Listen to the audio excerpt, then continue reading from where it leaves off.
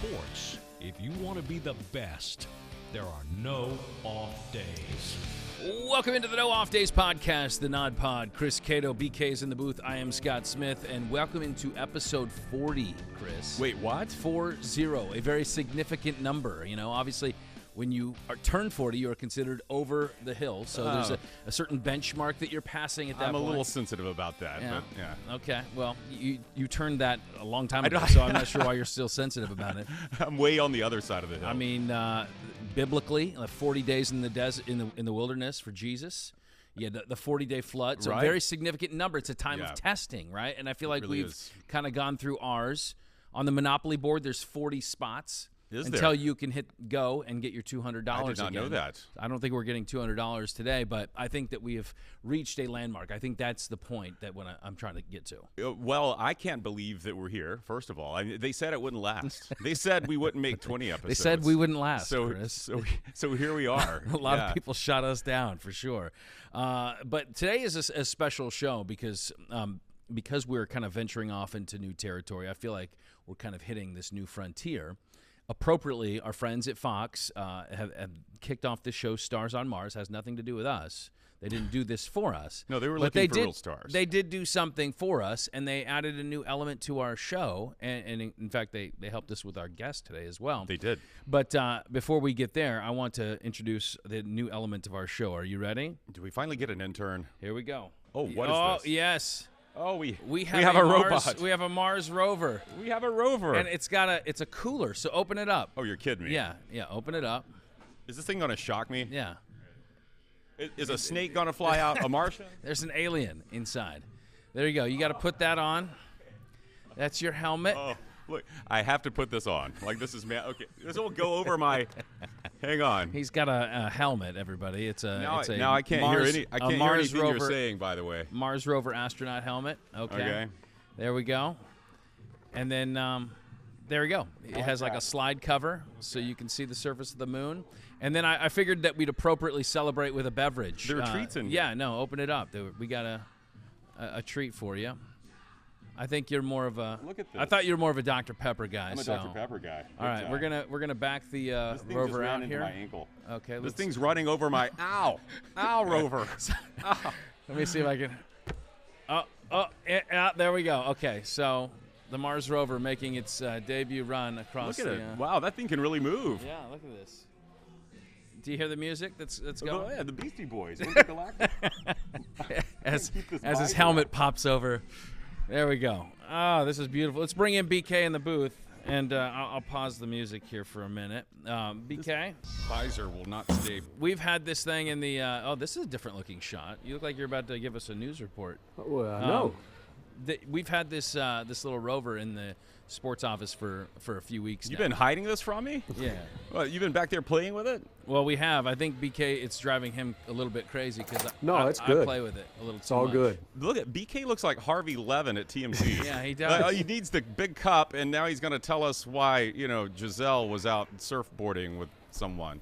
I'm doing donuts over here, everybody. This thing is running over every piece of equipment in the studio right now. And that's the way it was in the sports office. Breaking things. Brian will be so glad when this rover finds something. Oh, I've tried to drain that battery so many times. There it is. Oh, it's going through the kitchen now. Okay, now it's running over the jib camera. Okay. All right. Look at it. It's very loud. And I'm operating, obviously, remote control, so. You are pretty nifty with that thing, I gotta say. Well, it's I wish I had one so we could race or something. There you go. Could we order another? All right. So as he's navigating the Mars rover here, what do we have on the big program today, BK? Well, from Stars on Mars, we're going to talk to former Buccaneer, NFL great Richard. Don't run over cables, Chris. Okay. This thing needs bigger tires. We're going to be talking to Richard Sherman. Richard Sherman, ladies here's and the gentlemen. tie-in. Future Hall of Famer Richard That's Sherman. it. I think, yes, future Hall of Famer. Yeah. He is on Stars on Mars, right? Correct. Well, unless, has he been, spoiler? No, he recently was, decided that he was going to leave. So he's back on Earth. Yeah, he's back on Earth. He missed his family being on Mars. Understandable. It's hard to get a signal. Wi-Fi is tough up there. Wait, I hate to admit this. I've not watched one episode of this show It's pretty yet. good. Okay. I know Marshawn Lynch is on it, right? And Marshawn Lynch I've makes seen the some show. Outtakes. He looks pretty funny. Yeah, he's a funny character, and they, obviously, I think he's one of the big stars on the show, but so is Richard Sherman. So we'll talk to him about that, and then at the end of the show, BK. End of the show, kind of off the beaten path, too. There's a little mystery that's been going on around here that we're going to look into. And more mysterious than this rover? Well, almost. But it's kind of, it's a local mystery, and it's kind of struck home with a lot of people here. So I thought we'd kind of take a look at that and delve into that a little bit. Do you know what this is about? I have no idea. Okay. Yeah. Are you curious? I am. I'm always curious about mysteries. I'm a big partaker in Dateline. That is. Oh, this will be right up. It's probably my favorite show. I know a little bit. But they all end the same way. So. Cato's been on. Yeah, the husband did it. I have been. Yeah, I know a little something about true crime. I'm a big Forensic Files star here. I was in 2 episodes. Oh, really? Yeah. Episode 40? Yeah, that's what. We didn't make it that far. No, it was about the time I killed someone and got away with it. No, I was in 2 episodes where Once an expert witness, now mastermind. he's out for blood. I played the role of the local crime reporter because that's what I was. Yeah. And Wait, so this was like made for TV? Forensic Files is basically Dateline, but Gotcha. they do a bunch of these episodes. It's on all the time. I guess it's on, what network is it on now? I think it was ID? like Headline News that started out now. I think ID now. But they run this thing around the clock, and people watch it because they must air my episode once a month because I always hear from someone saying, hey, Chris, I didn't realize you were still in, that you work for Forensic Files. And I'm like, I don't work for them. Did you get a royalty check for that? No, I should have demanded it, though, because they play it so often. And who else was in that episode with me was Trey Gowdy. Yes. You know, really? You know him, yes. Yeah. Former He's congressman, now congressman. a Fox news host. So, yeah, we've got, Interesting. We'll have to get him on the podcast sometime. Did your information help solve that mystery? Absolutely not. Okay. No, I'm All a right. talking head. All right. Well, we'll do some more talking here on this show, and we are looking forward to it. Thank you, BK. We'll catch up with you in a little bit. If you're listening, you want to watch, go to fox13news.com/NODPOD. If you're watching and you want to listen or subscribe, take out your phone, zap that QR code on the screen in the bottom right-hand corner, and there you can find out all of our shows. And if you mock us, you'll get knocked. Chris will stir-fry you in his walk. Your knees will start shaking and your fingers pop like a pinch on the neck from Mr. Spock. Intergalactic planetary. That's it. You see where we're going with this. Very All right, good. Please subscribe, fox13news.com/NODPOD. All right, so we get to our talkers today. Not the biggest headlines, but I find them interesting nonetheless. Let's start with our old pal from the Tampa Bay Buccaneers, Antonio Brown. And it's history repeating itself yet again. He's now being sued. It sounds like it is what is this?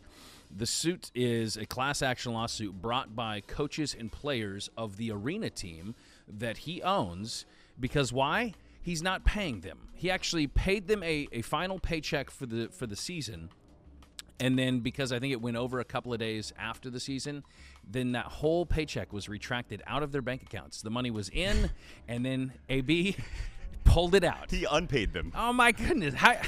So this is a disaster already. His ownership stake in the Albany Empires of the NAL, the National Arena League. He already owes the league like $21,000 in fines. The league kicked the team out because he hadn't paid his monthly dues. What else would you expect? You bring this guy into your league. He has this reputation. I mean, he's shorted. Let's see. He has unpaid commissions on a marketing agency of like $2.5 million. He sued a jeweler. He's being sued by a jeweler, or was, for $1 million in unpaid jewelry that he received. He had warrants for unpaid child support. He has the unpaid chef of like $40,000. That's right. Remember that yeah, guy? the trainer. So he obviously doesn't like paying people. And this is your boss?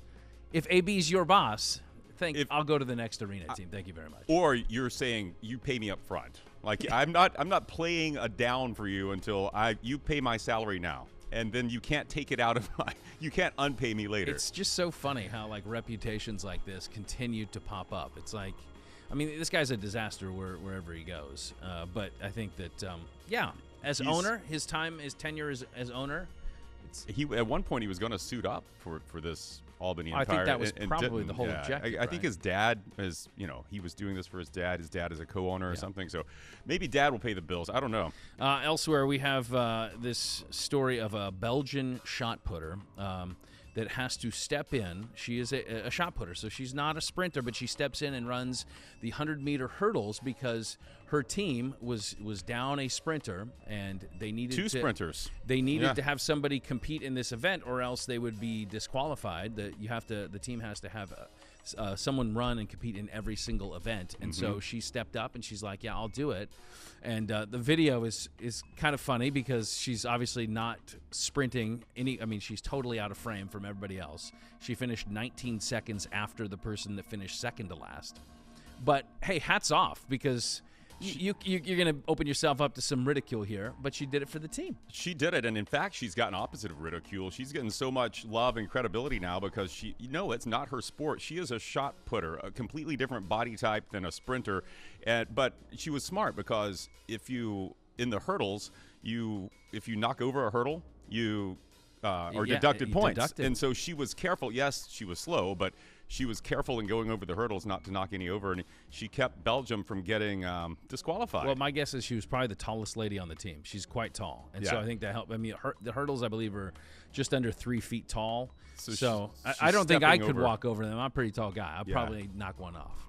I definitely would. I would make it past the first one. What if the reverse of this were the case, and they were down 2 shot putters, and one of the sprinters had to step in and throw a shot put? That would be an injury, probably. Who would do? Yeah, I think it might go about 2 meters. Well, she finished. They logged points, and they kept the team from being disqualified.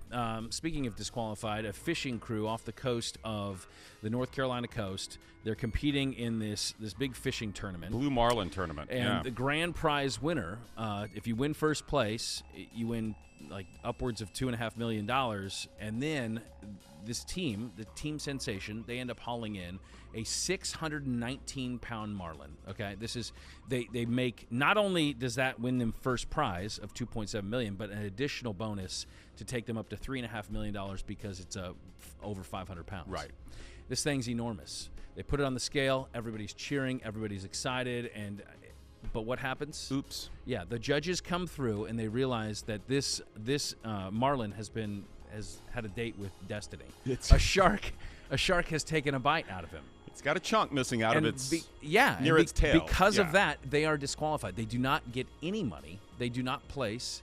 So they go from $3.5 million in the bank to $0, and thanks for competing. Was Antonio Brown running this tournament? Did he take that? We'll see you next time.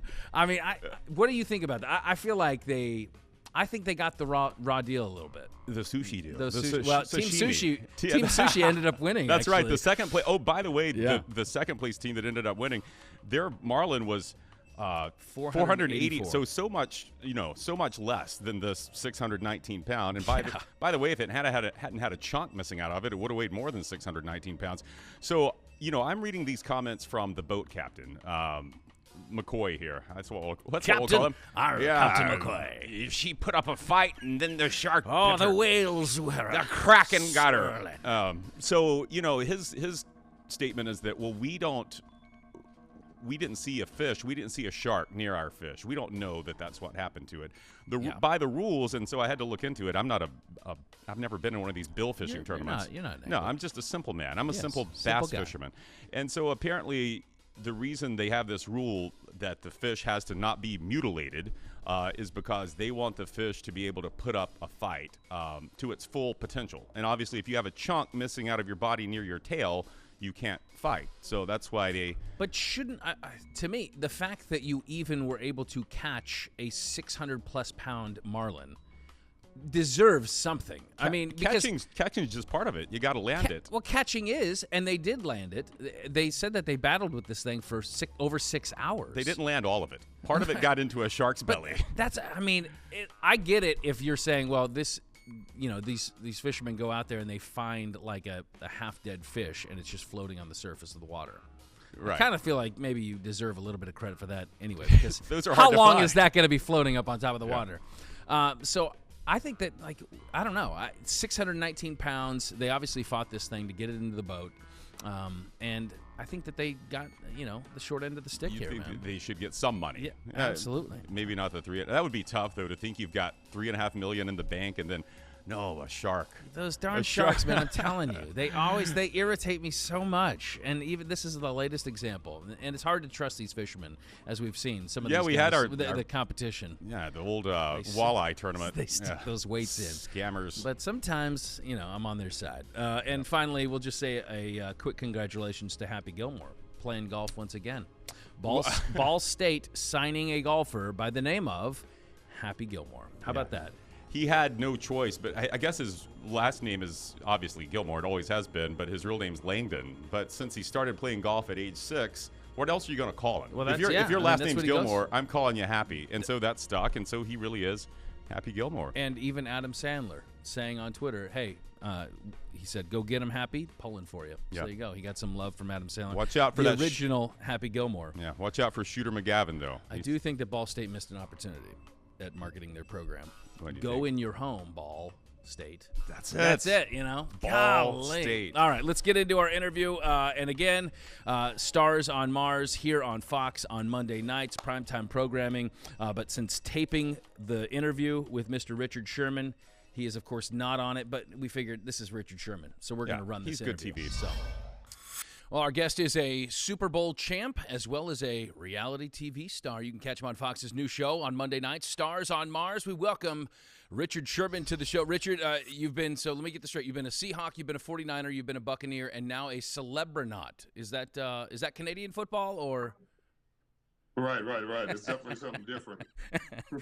Yeah, the idea behind Stars on Mars, and you correct me where I'm wrong, but you got a bunch of celebrities. You're living in this simulated Mars space station, and, you got to perform these tasks, and each week someone's booted off. It's kind of like Real World meets Survivor. Does that sound right? No, not really. I mean, it's more of a Mars simulation. It was cool. It's a little different for everybody, I think.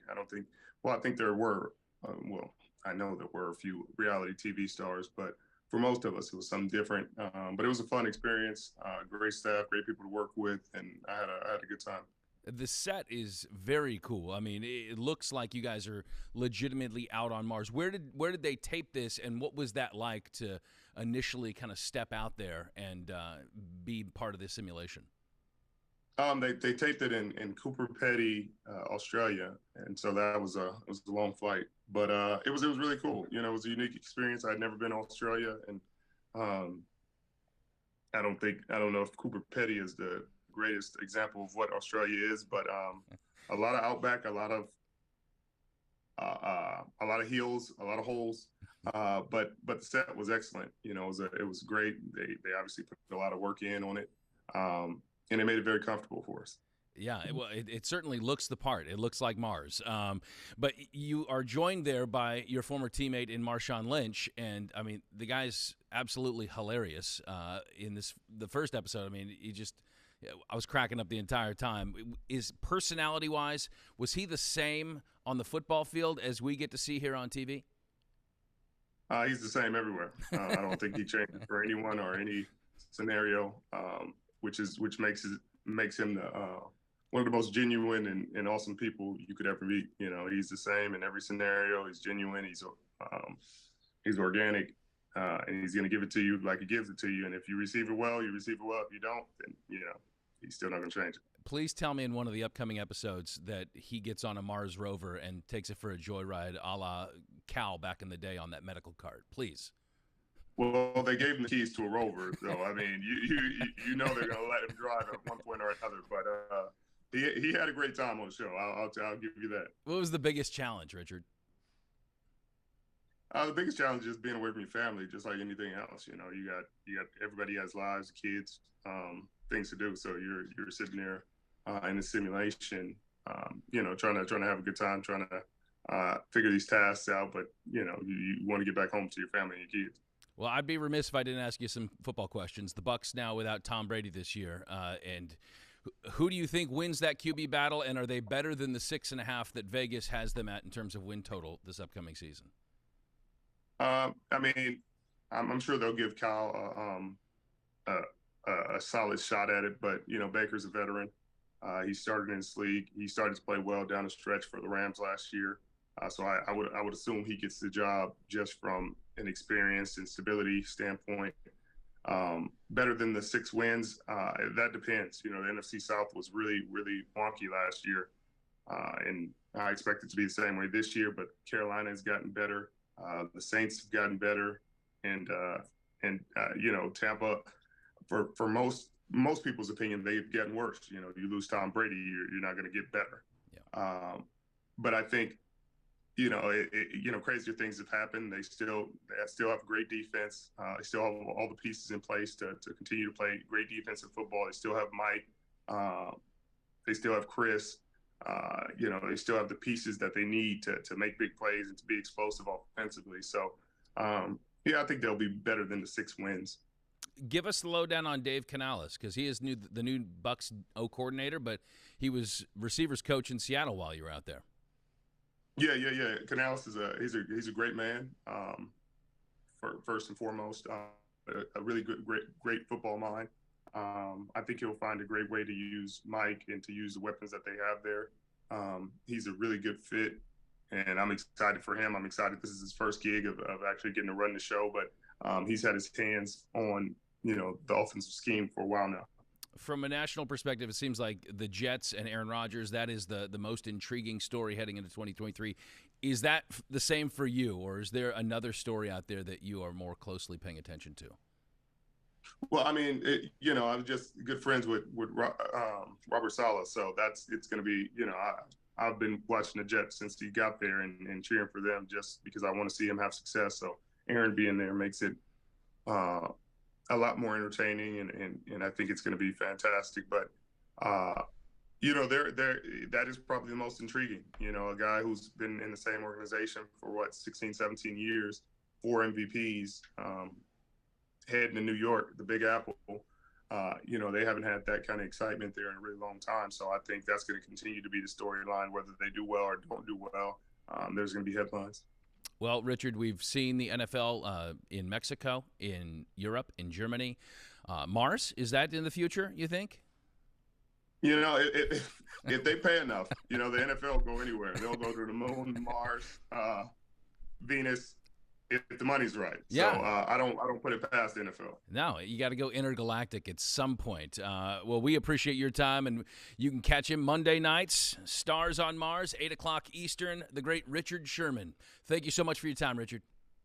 I appreciate you guys having me. Much thanks to Richard Sherman. So you can catch Stars on Mars Monday nights, 8 p.m. on Fox. Did you ask him about his brief time here in Tampa Bay? Not did you really. overlook that? Yeah, Okay. No, we didn't spend a lot of time on that. But you'll have to, again, go back and watch the full episode. Let's bring in BK. Fun to catch up with Richard Sherman, though. Even as a reality TV star, even though it was kind of a short-lived, because episode 3 was his last one on Stars on Mars. But we felt like it was good to catch up with him, talk a little football as well. It was. What did he get frozen or something, or did he get ejected from a? No, again, he said that he missed his family. Okay, he just left Mars. Again, Mars is far. Yeah, I know. Sometimes we see it in the sky and we think, oh, that's probably real close. Yeah, it's kind of far though, from what I understand. What's the Google Map distance on that, BK? It's past the moon. That's about okay. Go to the moon, take a right. You keep I'm going. pretty Yeah. sure. Yeah, Yeah. you'll run into it. All right, so you teased off the top of the show that there's something something that we should be knowing locally, a news story, A right? mystery. He's trying to pull us in with some Okay. true crime, right, Yes. Brian? It's a bit of a crime and a bit disturbing to me and a lot of people around here actually. So something had happened and it kind of hit home. Yeah. Cato, you're aware of it, so you're right. Wow. Well, it hit hard. In fact, see, let me set this up. Scott went on vacation for a couple of weeks. It seemed like boy. he was gone for a month. Okay. But before he left for his exotic vacation, he starts a panic. He Oh, sends okay. everyone into a Okay. tizzy All right. I over know. this piece of clothing that he's missing. And, first of all, he's already been called to HR once before for taking off his clothes at work. So A lot of wardrobe let me changes. I will read out the email that he Oh, sent boy. everyone in the building on June 13th. I'm glad that you kept it. And I quote, yes, in my junk. And I quote, if anyone has spotted a blue Rays t-shirt around the building, sad and discarded in a dusty corner somewhere or being used as a hand towel, I'd love to get it back. I left it in Studio B, where we record this podcast. Yeah. last week. Would you please toss it in the sports office? Thanks. I'm going now to Italy. Goodbye. That's roughly what it said. And so while Scott's off enjoying his, 5-star dinners and everything, we are in a panic here. We want to find this shirt for you. Yeah. And Brian employed our best investigative reporter and put him to the task. Who? Let's find out. Okay. All right. An otherwise quiet newsroom rocked by the shattering realization of theft. 3, 2, and 1. The NODPOD's namesake, founder and president, Scott Smith's beloved Rays t-shirt, Hopefully the chair's figured out. gone.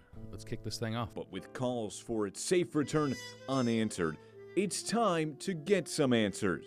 And I intend to. Taylor, could you step on in here for a minute? Our first suspect, Office Administrator Taylor Jennings, Have a seat, please. a die-hard Rays fan who may well do anything for some free merch. Well, Taylor, nothing in this office goes unnoticed by you, so you want to tell me what you know about this? I gotta say, I literally have no idea what you're talking about. Stop lying to me, Taylor. I know you're a super fan of the Rays. You would do anything if you saw just a shirt lying around. You might even want to take it for yourself. That's true, but I do have one question. Is it a Franco shirt? No, that's it. Just says Rays Space. That's the shirt right there. You want the truth? I demand it. This seems like something Cato would do. Cato. Can I go now? Oh yeah, you're good. If there was anyone jealous enough of Scott to wish him harm, it may just be NODPOD co-host Chris Cato. I am working here. What are you doing? Small talk, Cato. I need answers. I know you were the last person to see Scott Smith's Rays t-shirt alive before it went missing, and I want to know, where were you when you saw it? Sitting at the desk across from him doing the podcast, available on all major podcast platforms. Like, subscribe, and share. Enough of the shameless plugs. Not the time for that. You're going to have to do a lot more to convince me that you don't have that t-shirt. Look, all I can tell you is the last person I saw with him in the studio that day was BK. BK, that doesn't make any sense because BK was the one that hired me in the first place to find the shirt. All right, BK, I've had enough of your games. It is time to confess. Confess. Okay, I admit, there's a couple times where I've been kind of hungry. I'll go in the break room and I'll swipe Tukes' yogurt. Swipe my yogurt? I don't care about any of that. I'm talking about the fact that you hired me to find Scott Smith's missing t-shirt when you had it all along. Is that what this is about? Scott's t-shirt? You think I would take that thing? You tell me. Have you seen how much this guy sweats? Are we paying you for this? By the hour. Dude, get to work. Well, the trail has gone cold again. But rest assured, when it comes to solving this case, there will be no off days.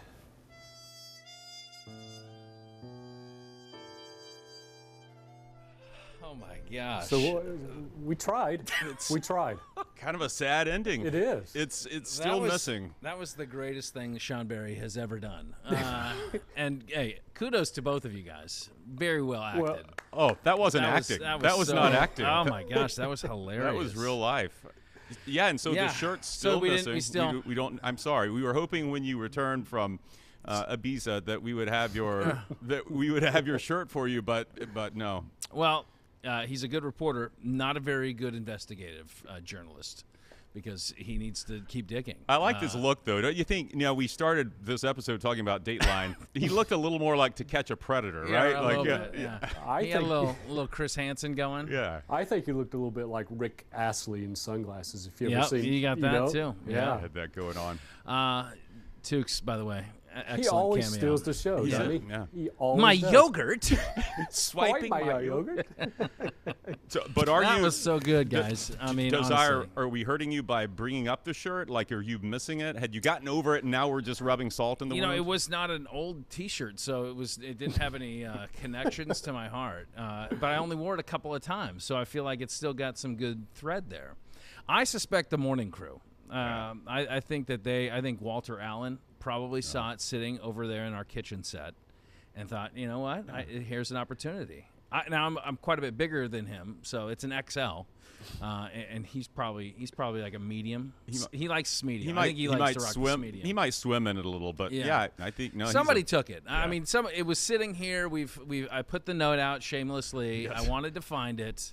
And then somebody, of course, made the reward posters, which I have also seen. But I'm thinking now that we've brought new light onto this situation that someone will. There's still hope. It could turn up. Yeah. Well, we have the best and the brightest on it. Sean Barry, fantastic. That's honestly the best stuff we've seen. It is probably the best thing he will do. Right. And Brian paid him to do it. Well, I appreciate it, guys. Yep. Thanks for caring. Well, and thanks for mentioning my hypoglandular issue as well. That's been noted a couple of times on this podcast, I believe. By you specifically. Yeah. We're working on it. We're trying not to sweat so much. But anyway, so kudos. Can we bring back at least the one thing? I lost a T-shirt, but I did gain a pretty cool toy. All right, here he comes. Oh no, the Rover's back. Oh no, and he's run out of. Oh boy, here we go. He's run out of battery life. Oh no. Does he have more drinks in him? I'm thirsty again. That thing's got. Is it moving your chair? It is. That thing's got some weight to it. All right. Yeah, I'm gonna do some Bernies as we end the show. Get away from me, you weirdo. Very good. Hey, if you want to check out this here podcast, visit fox13news.com/NODPOD, and of course you can catch all the shows there on that page, as well as visit us on all the social media channels as well. But stream us every week on Spotify, and Stitcher, and of course iTunes. And there's our guy back in his moon landing helmet. This was Richard Sherman's helmet. How's the breathing in that? Now I have it. Is it good? Can you just say one time that, Luke, I am your father?